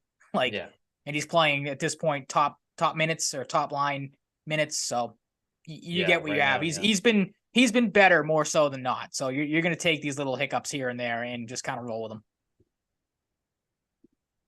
Yeah, I mean, he doesn't seem like a guy that really gets phased by too much. Like he's responded well to limited ice time and stuff. DK Metcalf is all alone. For anybody that DK first touchdown score, congratulations. Jeez, that was quick. Yeah, he responds well. Like he's a very mature 19-year-old from what I can gather. And that's very nice to see. So tough game, tough loss, started a snowball effect here. Because the game I was at, Madison Square Garden sucks. I'm sorry, Rangers fans. just hate fans. All of the New York sports. Madison Square Garden is overrated as fuck. I know I was in the dungeon all the way up. Off. We're gonna lose a lot of listeners. I'm in a penitentiary up there, all the way up there. Okay. $260 to sit in the highest row up. There's a goddamn booth above you that obstructs 40% of your view, so you have to duck down. What? Like a broadcast booth or like like a broadcast booth or whatever the fuck. Maybe it's got some box seating, broadcast booth, towards the middle of the arena. When you go up the elevator, it's just these plain beige walls with gum stuck all over the place. Welcome to New York. I walked by the area 2 years ago where that whole fiasco happened with a Rangers and Lightning fan, where a Rangers fan body slammed a Lightning fan and probably killed him. I walked right past that. This stadium has the best marketing ever because Madison Square Garden sucks. Yeah. I can't believe I spent that much money. It was all hype. I wanted to watch a game. There was a bucket list thing. I've heard amazing things. Maybe if I took out a second mortgage to get a good seat, it would have been better. I'm sorry, New York. I'm really not sorry, though, because you guys need to figure it out with how you're hyping this place up, because it's got the best marketing of any stadium I've been to.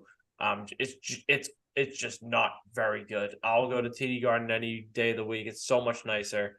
Is it dark in there? I feel like every time I watch, the absolute fuck is happening. There was a whole brouhaha in the corner. I don't know what happens, but Is it dark in Madison Square Garden? I feel like anytime I watch a Celtics game, Yeah, at a little least, it's bit. like pitch black in there. The lighting's not good where I was. Mhm. Yeah, but I don't know. Maybe if I want to drop like $500 and go there for like a good seat, I'll do that. So, Mhm. Madison Square Garden sucks. This game sucked. Giovanni Smith or Gamel Smith. I'm not sure which Smith brother is on this team. I think it's Giovanni. Is pissed at somebody. The Bruins play like assholes in this game against the Rangers. That's really my biggest takeaway. Mhm. They started off slow. They clawed their way back. Pastrnak scores an early goal in the second period, and they're like, we'll get it done at some point. Just kind of coasted around. The Rangers had different plans, scored 3 unanswered goals. Good return to the lineup by Morgan Geekie. He played pretty good in this game, had a great goal as well. Matt Grzelcyk, not a good game. Just didn't look like himself. Looked pretty bad. Looked like a guy who's missed some time. Horrible puck management on the Bonino goal. It was a day of first for Rangers players. Nick Bonino and Tyler Pitlick both scored their first goals as Rangers. Kreider has one that probably shouldn't have squeaked through Olmark, but it does for a free cleanup goal. And the shorthanded goal was really just a tough one for the Bruins. They're trying to keep it in the offensive zone. It somehow bounces to Trouba, and everybody just forgets about Chris Kreider. He goes in and scores on Olmark. This game just really pissed me off. Like they had chances to take over, in close situations. This game was very back and forth. And they really didn't. Besides early in the second, then after that they kind of took their foot off the pedal. It was an undisciplined performance. I think there's some bad penalties. Keandre Miller's goal late in the second was the killer. It's kind of funny. Keandre Miller, K Iller, killer. I guess that's a pun.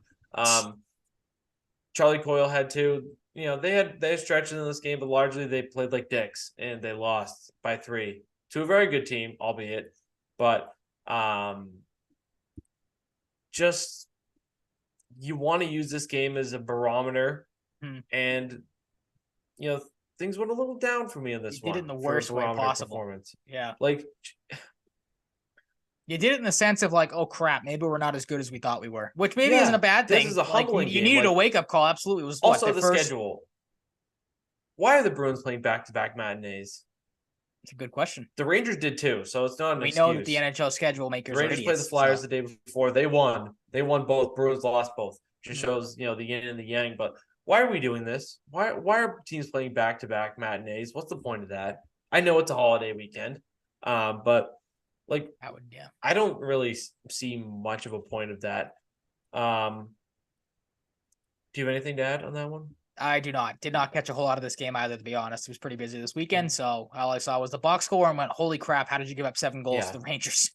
Yeah, you missed a lot, but you didn't really miss much at the same time. Missed a lot of bad. Any sense. This game was different. Columbus on the road. 5-2 loss. This game I shut off. Against a deplorable team. This is a team that puts guys like Emil Bemstrom on Johnny Gaudreau's line, the guy you gave, a boatload of money to. And, Gaudreau hasn't played good either this year, so I'm not giving him, the benefit of the doubt too much. But this is a team that's so dysfunctional. Sent Kent Johnson down for some reason. They called him back up today. He's got like 2 points per game in the AHL. There's no reason to send a guy down. They get trying to play Patrick Laine at center. David Severson's hurt now. And they're just not good. Like, they really aren't. They haven't been able to give a good defensive foundation in front of their goalies since like the Panarin Duchesne times. They don't have a lot of high-end scoring. Adam Vantilli's had moments, but what does he really have around him? Jack Roslovic's been hurt. It's been a pretty treacherous season, but at the same time, they're just not very good. Sean Corrali got a point in this game. He's been playing pretty good, though. One of the few bright spots. Shout out to him. Jeremy Swayman pulled after 2 goals in this game, 17 saves and 19 shots. I wonder how much of this was an extension of the Detroit game. After he was pulled, Ty Anderson had him point. I think he's like 1-2-2, 1-1-2 or something with an .887 save percentage in his last 5 games. So I think this was kind of like, goalie tandem going back and forth. Swayman's got this one, but they had a microscope on him clearly. Hopefully this is a motivating factor. He's playing good right now. Hasn't lined up a goal. I know it's the Sharks, but they only have 12 shots on goal. I just realized. Omar came in, made 18 saves on 20 shots. They were outshot by Columbus. Three games in a row they were outshot. Doesn't really happen much these days for the Bruins. And this game really capped something off for me that I wanted to highlight, that Brad Marchand just hasn't played very good lately. Awful. Yeah. He looks slow. He looks a eye-opening. little disengaged at times. He's got 0 points in his last 3 games, -6. Hopefully, he's looked better at times tonight. Him and Bergeron were talking in the locker room earlier today. They tweeted out. So maybe Bergeron knocks some sense into them at this point. If they lose to the Sharks, Bergeron needs to come out of retirement. There's a lot I hated in this game. Derek Forbort gets out-muscled, albeit by a big boy, the rookie Dmitry Voronkov, 6'5", 240 pounds. Muscles. CD Lamb. God damn it, Brandon Cook. Give it to Brandon Cook. Knew I should have bet Lamb too. Stuffs one past Swayman. Then Voronkov again. He's out in front of the net, screening Jeremy Swayman. Forbort and Shattenkirk doing nothing about it. But I'll give him a little bit of slack. Pavel Zacha covers that middle part of the slot. He breaks his stick, has to get off the ice. Really wish he didn't get off the ice, to be honest. Like, you can sit out there with no stick. That throws everything into disarray. Pasta has to do more than he expected. Shattenkirk is overcommitting because he has to, because they're down 1 guy, 2-4. And just a shit show. And that Provorov goal, things unraveled pretty quickly. Horrible turnover by Matt Grzelcyk. And right now, I'm rooting for Mason Lohrei to be called back up already, because Matt Grzelcyk at this rate, if he keeps this up, he should be the 7th defenseman. Send Ian Mitchell down. Put Matt Grzelcyk as the 7th defenseman, because you want to win games. And at this point, like, Matt Grzelcyk, if he keeps playing like this, is just not a top 6 defenseman. He's looked really rough since he came back. And I hate to see it, because, Grzelcyk's been a steady transition puck moving defenseman of this team for a while. A steadfast guy along Charlie McAvoy at times. It just hasn't been good at all. That turnover leads to a Yegor Chinnikov goal. A couple identical, breakaways from that Kreider shorthanded goal, and now Chinnikov that Omar can't stop. I guess that's his weakness. Goaltending hasn't been good. Team as a whole hasn't been good. We saw at one point the Monty freak out in the Rangers game worked, but it just, things have been out of sync lately. Then late you have a rebound. Omar is screened. Jonathan Marchenko, and that's it. Rookie score a couple goals in the third period from Poitras and Beecher. I don't really mean much, though, just padding the stats, I guess. And a horrible stretch. The first bad stretch for the Bruins, and luckily right now it looks like they're getting their get-right game. They got new lines tonight, which has seemingly worked pretty well. I'm taking it with a grain of salt against the Sharks, as we know. The Sharks are pretty bad so far. So I'll pull up the lines right here for anybody who doesn't know. They tweeted this recently. Oh, right on cue too. Grzelcyk takes an interference penalty. Yeah, he's not helping himself. No. Like, it's bad. I swear they tweeted out a line chart. Their official page did. I could have sworn. Yeah, it's like Marchand. It was Marchand, Poitras, Heinen. Yeah. Heinen. Yeah. Trying to think of the second line. It was, who the hell was on the left side with Zacha and Pastrnak? DeBrusk, wasn't it? Yeah. DeBrusk, Zacha, Pastrnak, and then the bottom 6 is pretty standard. And the defense is pretty standard. So they're mixing things up.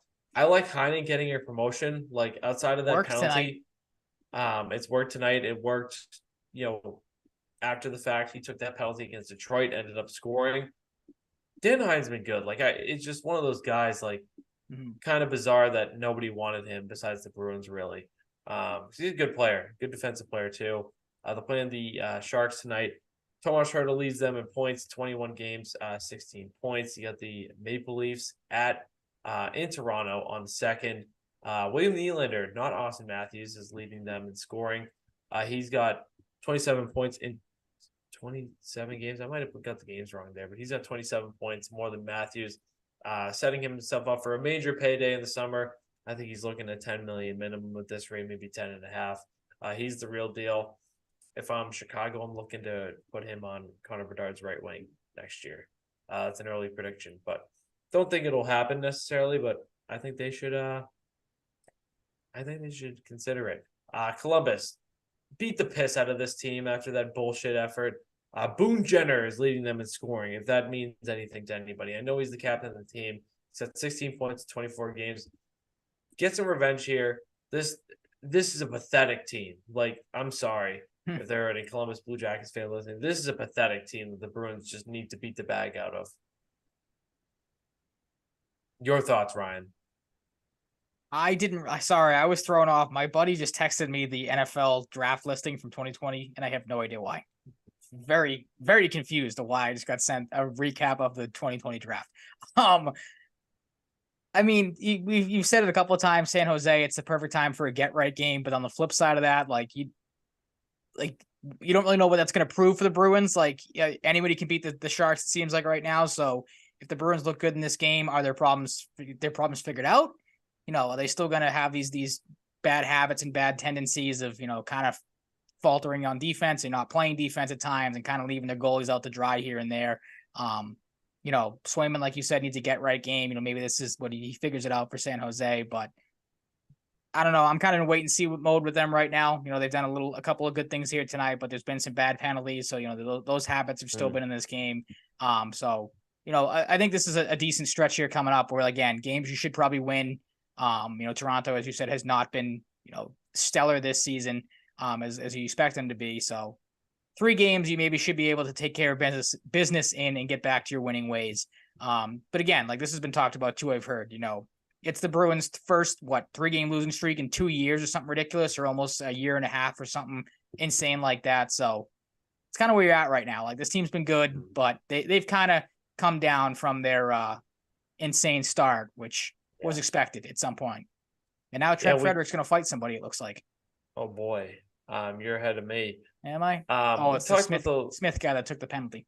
In a way, the Leafs not quite being the Leafs we've expected. And Mitch Marner has a hat trick tonight. On the night, I bet on Austin Matthews to score. So that's pretty sick. Yeah, they just got to sort some things out. I think this is a winnable stretch of games coming up. Giovanni Smith, yeah, he's getting his wish. He was pretty pissed after that whole, boarding infraction. Tagged each other pretty good. Jeez, yeah, he got Frederick really good with that first left. Holy shit. Let's do a little fight interruption here. I mean, Giovanni Smith's a tough guy, so he looked at that fight. I mean, he tagged him with that first punch. I was like, oh my God, I've never seen Frederick go down like that. Yeah. No, yeah, it takes a lot to take Frederick down these days. Yeah. Giovanni Smith's a tough prick. It's really a lot of what he does is, hitting and fighting. So, where were we? We kind of got a little sidetracked. But just win, man. Just get back on track. Hopefully the words of wisdom from Bergeron help. Yeah, the whole thing on Marchand earlier.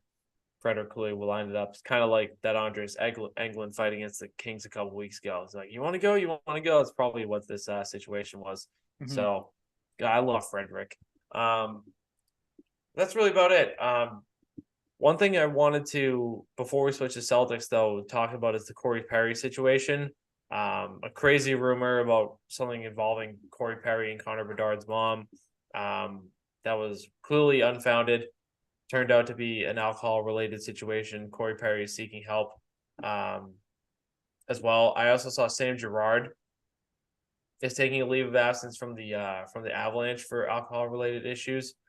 So, different situation than what Perry's gone through. Apparently, it was something with some sort of team official or team employee. I saw something, it was in Nashville as well.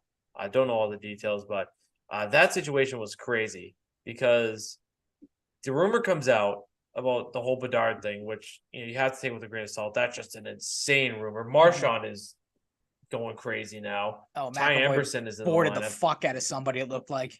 Yeah, he's being a little bit of a shithead. Maybe this gets him going. The whole thing was crazy because you have the rumor, you have that get debunked, and then it eventually gets Kyle Davidson talking how that's not true. Perry gets terminated, his contract terminated because of unacceptable conduct. So I was like, part of me was like, holy shit, did this actually happen? Leaning towards the opposite, but I was like, unacceptable conduct is an interesting way to put it, but it sounds like an incident with some sort of team official, team employee or something. And Corey Perry was cut loose. Just didn't know if you had any thoughts on the situation. No, I was kind of in the same mindset when I saw, obviously, you. I think it was you that sent me the first tweet about the rumor, and then obviously him getting released and everything. McAvoy. Yeah, horrible penalty to what take. The fuck was that, dude? Horrible. But no, like I said, kind of the same mindset that you said. Like, holy shit, is this actually a real thing? But then obviously you find out what it was. So kind of been. Yeah, it's just kind crazy of that like people will do that in the first place. Clearly now we know that would make something crazy like that up about the first overall pick who's been with the team, in the mix, essentially since the start of the regular season, obviously drafted in the summer. But for something that crazy that happened so soon would have been nuts, but was somewhat expectedly, I shouldn't even say somewhat, expectedly debunked. Yeah. So, I mean, that would have been one of the craziest sports stories ever if that was true. But, wasn't true. Just crazy that people would make that up. And the funny thing was the screenshot was like someone from like TSN or something told me this, like a secondhand source or whatever the fuck douchebag said in like a WhatsApp conversation or some bullshit. That's when you should have known. It's like on some third-party texting app. But obviously it was clearly put out for the tabloids. And I'm not even just saying this because I don't think the whole situation is funny to joke about. I did not see one funny joke from anybody. I'm not being like, oh, there's no funny, like no fun police, whatever. Like people are going to joke about shitty situations. Like it just happens. I saw so many jokes about the situation and not even one of them made me remotely laugh.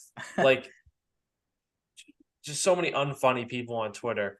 But that's about it for hockey. The in-season tournament is going on. The Celtics are playing pretty good. They beat the Bulls on Tuesday night. And you have some thoughts you want to get off your chest about the tournament. I don't like it. You don't like it? Is that what you just said? No, don't like Why? it. Why? Give me your thoughts first. I think it's so gimmicky and pointless. Okay. I like the fact that the guys get paid. There's some incentive to it. That's where I'm at. But I think it's so gimmicky and tacky. I think it's super forced, and I don't like it. I was under that. I don't know if we talked about this when it first came out or not on the air. I definitely feel like we texted about it. I kind of was under the same impression that this is stupid. Like, you don't have to have this. This is just another cash grab for the NBA or just a stupid thing to put together in the middle of the regular season. After watching it, though, and seeing, and this is the kind of the takeaway I have after what happened in the Celtics and Bulls game that kind of has me a little peeved about the whole situation. After watching it happen and seeing how, some of these guys are invested, like you said, it is a pay boost if you win it, which is good for a lot of these like end of the bench guys that aren't making a ton of cash to begin with. Like for the Jaylen Browns and the Jason Tatums of the world, like this tournament, it's just something that they can put like to their egos and be like, hey, I won the in-season NBA tournament. But for a guy like the banner. Yeah, exactly. Hang the banner. Can you imagine if they hang banners? I'm sure somebody will. Like, especially if it's one of these lame, like, say, like the Kings win this thing. Like, the Kings would probably hang a banner for it. Like, they've been good, but a team that doesn't have a whole lot to rest their laurels on. So maybe they hang a banner. But for a guy like a Luke Cornett, who already said, like, if he wins it, it's going to help him pay his mortgage. Or, who's talking about it. That's what I like about it. Yeah. I'm under the mindset. Not everybody's, making these huge contracts. So.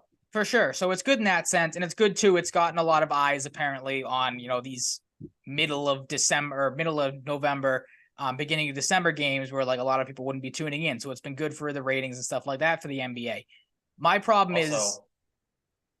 birthday gift. There you go. That works. Very nice. But my problem is, like I said, with what happens, not in the game, because obviously if you watch and you going into it knew the Celtics needed to win. They needed to win big. By 23 points at least for the whole point differential thing. And they also needed the Nets to beat the Raptors. Of course, both those things happened. But en route to doing so, Joe Mazzulla seemingly pissed a couple of people off.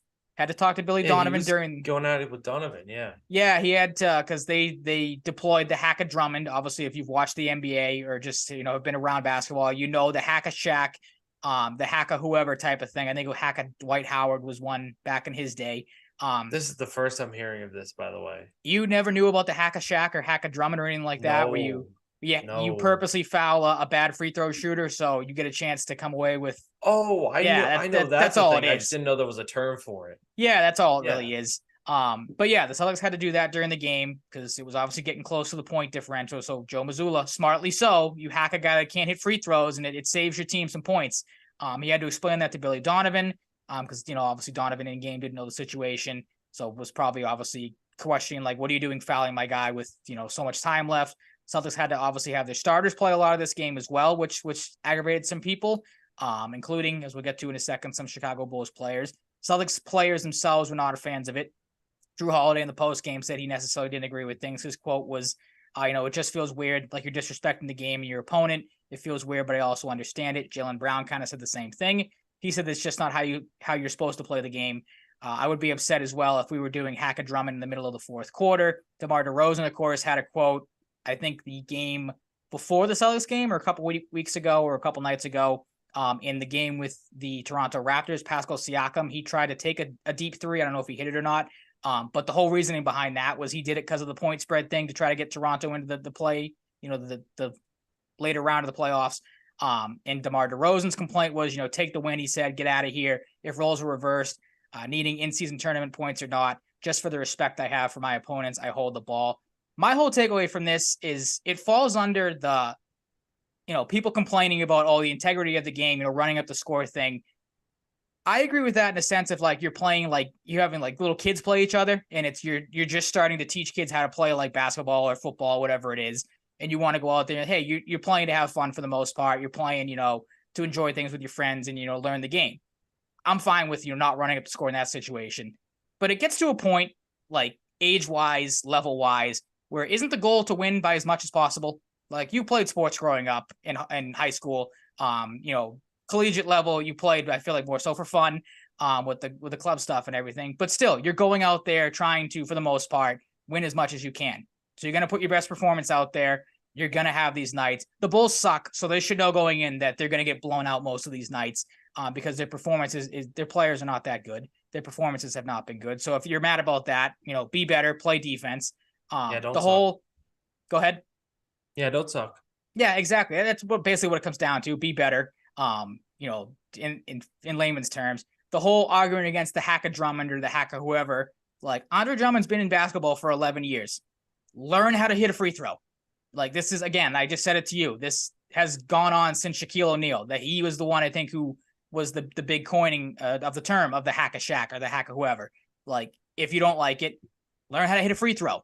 Like, and then the whole in-season tournament part of it, like players knew going into it, this was part of the in-season tournament. Some of these games were going to be determined by point differential. So if you have to blow a team out, you're going to have to try to blow a team out.